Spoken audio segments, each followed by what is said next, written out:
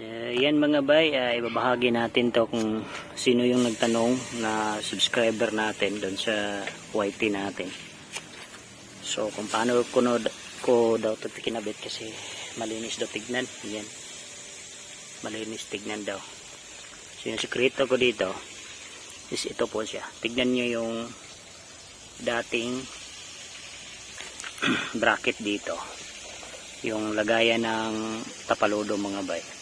So ito po yung ginawa natin. Nilagyan natin ng bumili ako ng ganito mga bay.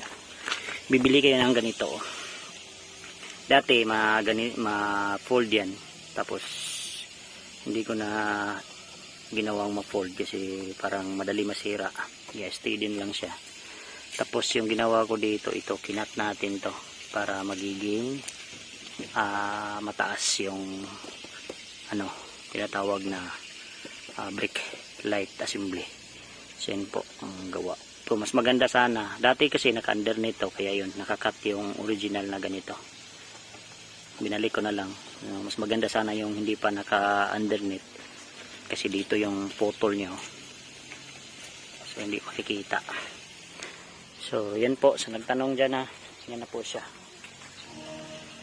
Yan po siya kaganda. Tignan. Tapos yung mga lock dito, ito na lang yung gagayahin ninyo. Cable tie, hindi naman makita.